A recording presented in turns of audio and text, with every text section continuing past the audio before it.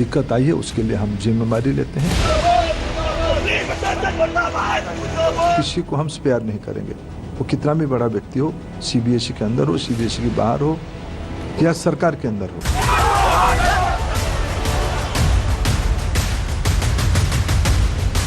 CBSE students right now and their parents are anxious, they've been traumatized, and the Prime Minister of India has nothing to say.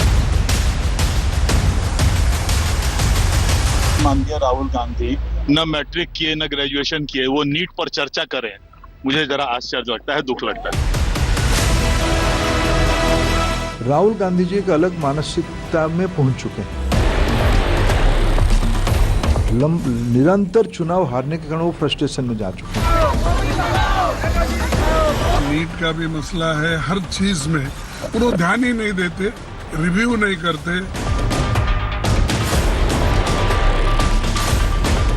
Bharat सरकार की जो procurement policy है उसी के तहत उन्होंने किया है, उसके ऊपर मैं आश्वस्त करता हूं।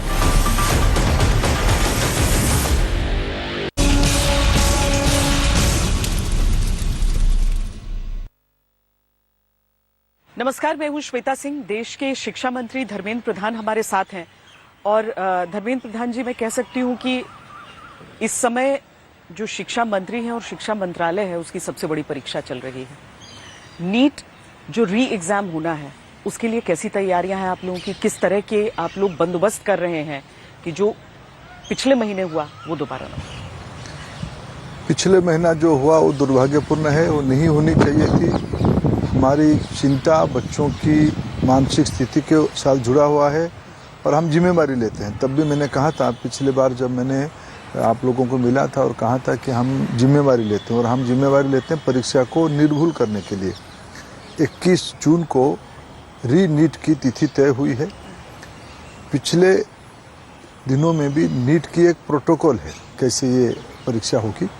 इसमें इस बार और मजबूती और स्पष्टता और सुरक्षा की व्यवस्था लाने की आवश्यकता है। इस सारे प्रबंधन के बाद इस बार जो घटना हुई ये आगे कैसे ना हो उसकी जिम्मेदारी हम सभी के ऊपर है। हम पूरा सरकार की सभी घटक मिलके होल ऑफ द गवर्नमेंट के एक अप्रोच से ये शुरू से नई अप्रोच कैसे प्रश्न पत्र तैयारी करने से लेके परीक्षा होने तक और परीक्षा होने के बाद प्रश्न पत्र कैसे सुरक्षित केंद्र में लौट के आए, इस सारे की एक फुल प्रूफ व्यवस्था किया जा रहा है। राज्य सरकारों की मदद लिया जा रहा है। इसकी कोऑर्डिनेशन जिला स्तर तक होगी। स्टूडेंट सेंट्रिक एग्जामिनेशन हो, इसलिए हमने दायित्व लिया था कि बच्चों को थोड़ा तनाव मुक्त करने के लिए, बोझ मुक्त करने के लिए हमने पिछले बार की जो फीस था, जो परीक्षा कैंसिल हुई उसकी फीस हम लौटाएंगे। जो अभी की परीक्षा होगा उसको फीस माफ़ करेंगे, फीस नहीं लेंगे। और बच्चों को हमने अवसर दिया था, अगर वो अपना चॉइस बदलना चाहते हैं सेंटर, वो भी हमने बच्चों को दिया। लगभग अच्छे खासा 2.5-3 लाख बच्चे अपना सेंटर को भी बदले हैं, उसको भी हमने अकोमोडेट किया। एक राज्य सरकारों का मदद लेके जो 5400 केंद्र होगा, ये कैसे सुरक्षित हो, सरकारी संस्थानों में हो, उसकी प्रोटोकॉल पूरा हो, उसकी SOP पूरा हो, उसकी सारी जिम्मेवारी उसकी हम लोग के पूरे अमूल चूल उसकी फिर नए सिरे से तैयारी कर रहे हैं। सर, पर संभव कैसे होगा? क्योंकि जो हम देख रहे हैं उसमें तो जो घर के भीतर के लोग हैं वो इसमें लिप्त पाए गए, जो पेपर सेट कर रहे थे वो इसमें इन्वॉल्व रहे। देखिए, ये दुर्भाग्यजनक घटना है, ये दुर्भाग्यपूर्ण घटना है। इसमें ये नहीं होनी चाहिए थी। ये हमारी कभी, ये पिछले 24 की जो अनुभव आई, जिसके उपरांत राधाकृष्ण कमेटी बनी, राधाकृष्ण कमेटी ने जो रिकमेंडेशन किया, इसको हमने पूरा एंड टू एंड पालन करने का जो शॉर्ट टर्म था उसको लगभग पूरा हमने पालन भी किया। सर, विपक्ष आरोप लगा रहे हैं कि आपने नहीं पालन किया। देखो, तो सारे स्पष्ट है ना। राधाकृष्णन जी खुद एक लंबे इंटरव्यू में खुद कहा है कि लगभग जो शॉर्ट टर्म, उन्होंने 3 प्रकार की रिकमेंडेशन किया था, short term, mid term, long term. लगभग शॉर्ट टर्म की 70 से ज्यादा रिकमेंडेशन हमने पूरा पालन किया। इसीलिए 70 से ज्यादा, इसलिए उनका 100 रिकमेंडेशन था। जो शॉर्ट टर्म रिकमेंडेशन था सारे उसको पालन किया गया। उसके बावजूद भी चूक हुई, उसके लिए हमारे मन में दुख है, खेद है और हम बच्चों के प्रति दायित्व बच्चों के प्रति हम उत्तरदायी भी है। हमारे पास उसके लिए क्षमा याचना के अलावा कोई शब्द विकल्प भी नहीं है। जिस पैमाने पर आप लोग तैयारियां कर रहे हैं उसमें हम देख रहे हैं कि पीएमओ की तरफ से भी कहा जा रहा है कि हमारी नजर रहेगी इस पर। मतलब देश के आपके बाकी जो कैबिनेट के सहयोगी हैं वो सब राजनाथ जी के साथ बैठ के हो रही हैं, तो यानी कि पूरा तंत्र इस समय लग गया है कि देश का भविष्य। निश्चित, हमने कहा ना कि हम होल ऑफ गवर्नमेंट में अप्रोच, सरकार की कोई विभाग का दायित्व हो सकता है लेकिन दायित्व तो सभी के ऊपर है। इसलिए सरकार की पूरा नेतृत्व स्वयं हमारे प्रधानमंत्री हमारे नेता है, उनकी निश्चित जानकारी में सभी चीज को किया जा रहा है, वो उसकी मॉनिटरिंग भी कर रहे हैं। लेकिन मैं आश्वस्त करना चाहता हूँ सरकार की सारे घटक, केवल केंद्र सरकार नहीं, राज्य सरकार को, क्योंकि आखिर ये केंद्र तो 5400 केंद्र होगा, 1 लाख क्लासरूम्स में परीक्षा होगी, 22 लाख विद्यार्थी परीक्षा देंगे।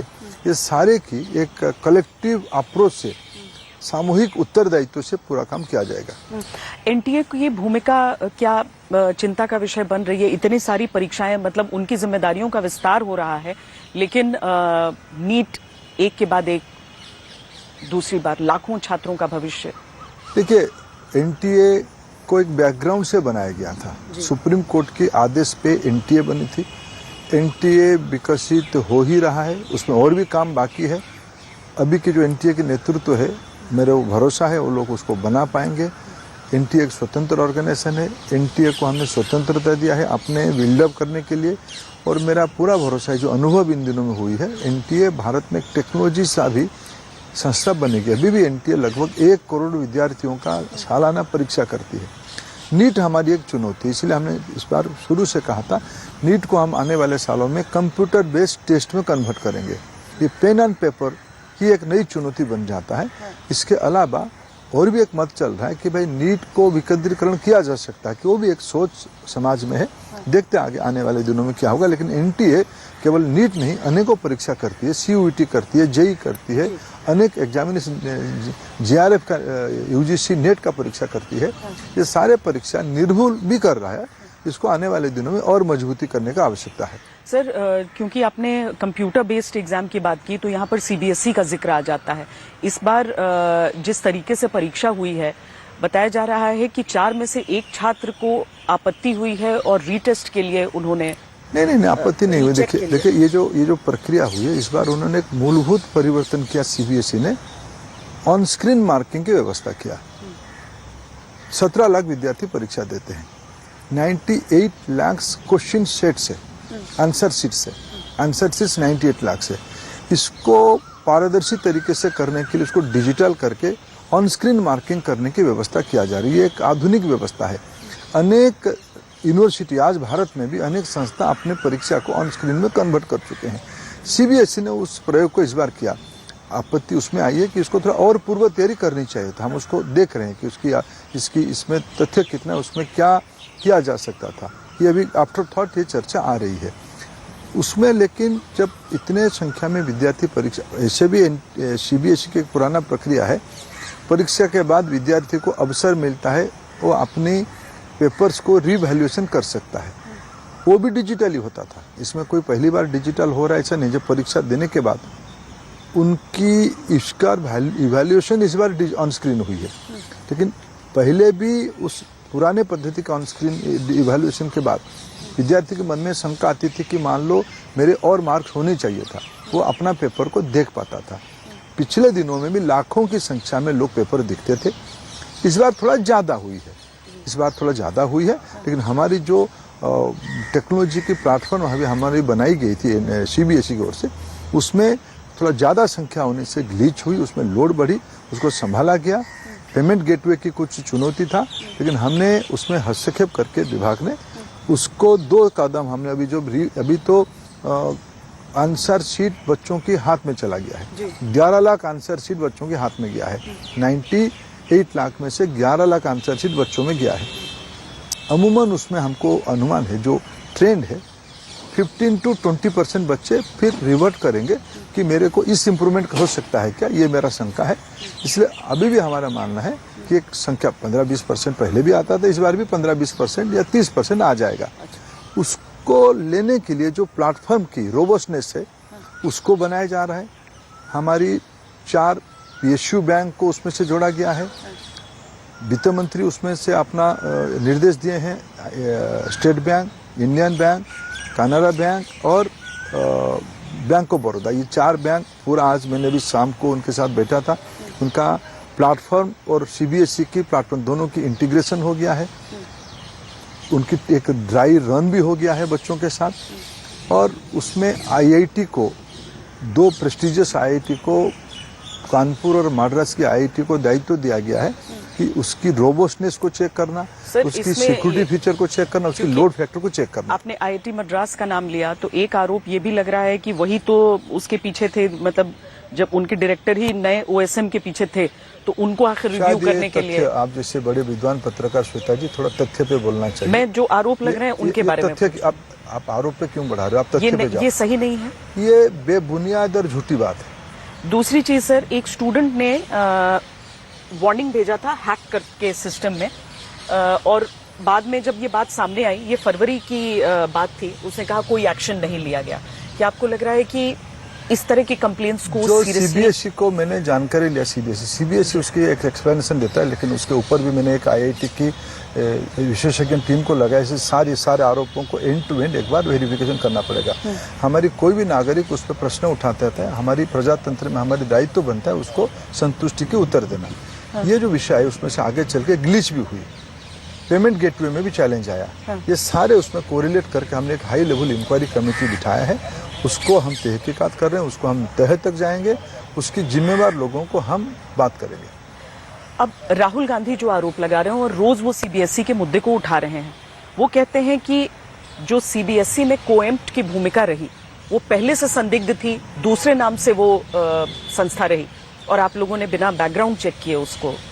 देखिए, मैं सीबीएसई की प्रक्रिया अपनाया है, उसमें भी मैंने आज सीबीएसई जब गया था, सीबीएसई के अंदर में कह के आया हूँ, ये सारा विषय को पारदर्शी तरीके से दिखने की आवश्यकता है। इसकी प्रोक्योरमेंट पॉलिसी, उसकी प्रोक्योरमेंट की डिसीजन, ये सारे अभी पारदर्शी तरीका से होना चाहिए, हमारा अपेक्षा है। अगर कहीं आपत्ति आ रहा है, कहीं आरोप आ रहे, उसको भी अनुसंधान किया जाएगा, उसमें किसी को छोड़ा नहीं जाएगा। इसमें कोई भी जिम्मेवार होगा, वो कंपनी हो, सीबीएसई के अंदर से कोई हो, बाहर से कोई हो, या सरकार के अंदर से कोई होगा, जो इस प्रकार की अगर कोई गड़बड़ी हुई है किसी को बख्शा नहीं जाएगा। बाकी रहा राहुल गांधी जी के अप्रोच मैंने आरोप के ऊपर, मैं उनकी एक आदत, उनको एक बीमारी आ गई है, भारत में कोई भी परिवर्तन को सह्य नहीं कर पाते हैं। उन्होंने एसआईआर को विरोध किया था, उन्होंने ईवीएम को विरोध किया था, उन्होंने भारत की अनेकों व्यवस्था को, भारत की डिजिटल इंडिया को विरोध करते हैं। ये एक दिवालिया मानसिकता की लक्षण है। आपको मैं क्या कह पाऊंगा, उनकी एक अंडरस्टैंडिंग है विषयों के ऊपर। बाकी रहा कोई स्पेसिफिक कंपनी के बारे में वो कह रहे हैं, मेरे शाम तक मेरे पास जो जानकारी है, उन्हीं के शासित 2 राज्यों में, कर्नाटक और तेलंगाना में, वो संस्था 5 शिक्षानुष्ठान की ओएसएम काम कर रहा है। अच्छा, उनकी वेबसाइट चला रहे, उनकी सॉफ्टवेयर पोर्टल चला रहे। इसलिए तो ये तो कोई, कभी राहुल गांधी कोई विषय कुछ बोलते हैं तो फैक्ट चेक तो करते ही नहीं, बेबुनियाद बातों पे वो एक दुनिया गढ़ बैठते हैं। ये उनकी मिथ्या कहने का अभ्यास गति उनका एक और एक प्रमाण मिला, क्योंकि उन्होंने कहा कि आप चाहे उनके ऊपर जो भी आरोप लगा लें, वो सवाल पूछते रहेंगे। नहीं, और सवाल बुनियाद के आधार पे होनी चाहिए।